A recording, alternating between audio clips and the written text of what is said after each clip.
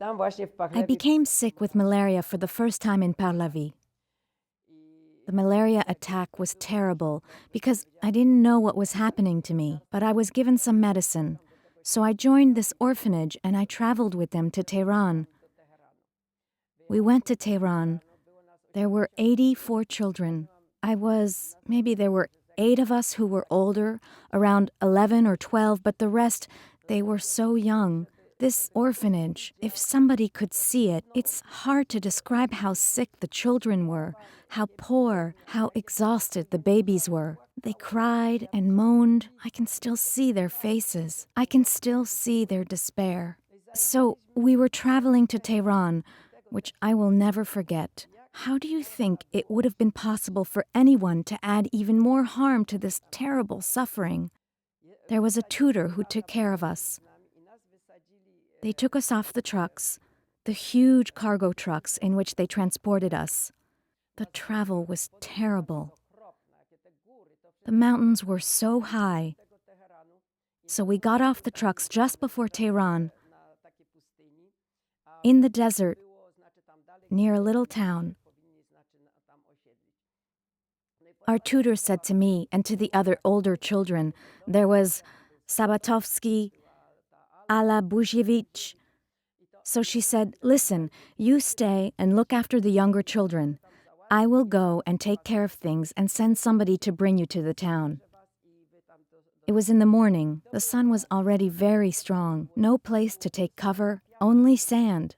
We were waiting and waiting and waiting. The children were crying. There was nothing to eat. And we were waiting and waiting, but nobody came to get us. We just kept waiting. It was beginning to get dark.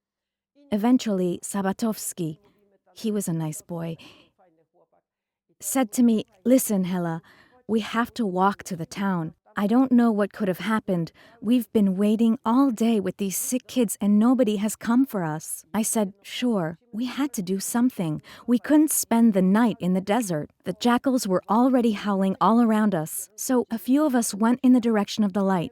We walked for a while and eventually we got to the town. We were walking on the street and we met a soldier. He asked us what we were doing there at that time of night. Why are you here? What are you doing here? So we told him that we had arrived in the morning, the whole orphanage, and that there were 84 children waiting in the desert, and that our tutor went into town in the morning and didn't return, and that nobody showed up to take care of the children.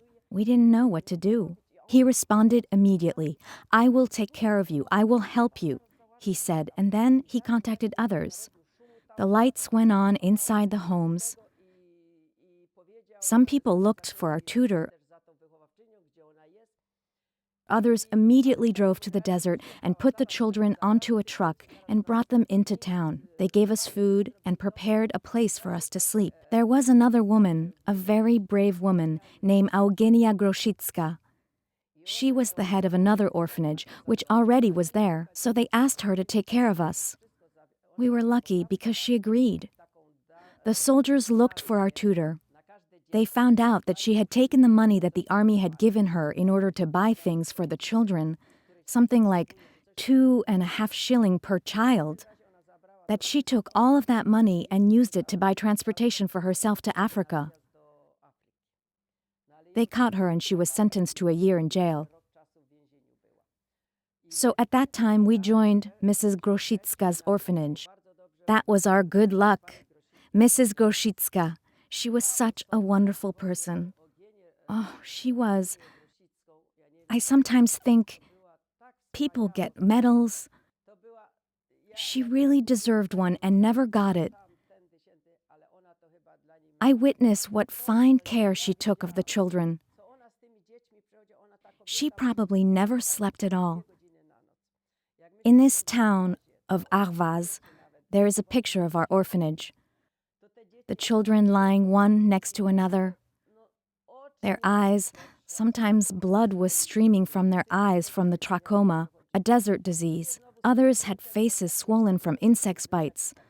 Others were sick with malaria and shook all the time. Still others had sick tummies and were throwing up all of the time, and I didn't know what to do. She walked among the sick children all day and night and helped them, took care of them. Day and night, she rescued us. This way, she was able to get us to Africa. We got to Africa in 1942, and I was there the entire time with my two younger sisters. From the moment we joined Mrs. Groshitska's orphanage in Tehran, up until the end, I was in her orphanage. It was around 300 or 400 children, at least.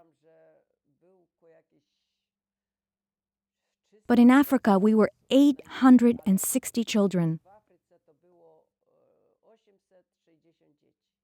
They really took care of us. We had to wait or travel, sometimes for long hours, sitting one next to another, but they really took care of us and fed us. From Parlavie on, except for the one incident I told you about earlier, we were well taken care of. I cannot say one bad word about it. They fed us, they cured the sick children, they took care of us. They were nurses. When we were sick and we needed help, we received it. It was very well organized. The travel was terrible, though. The mountains, the turns. We looked down sometimes. We were told not to be nervous about it, not to look down, but there were accidents. One truck full of people went over a cliff. Everybody was killed.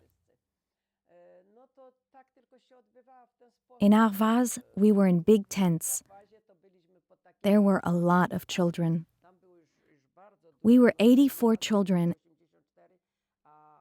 and Mrs. Groshitska already had more than 200 because we were told that she had picked up any child she could on her way from Siberia.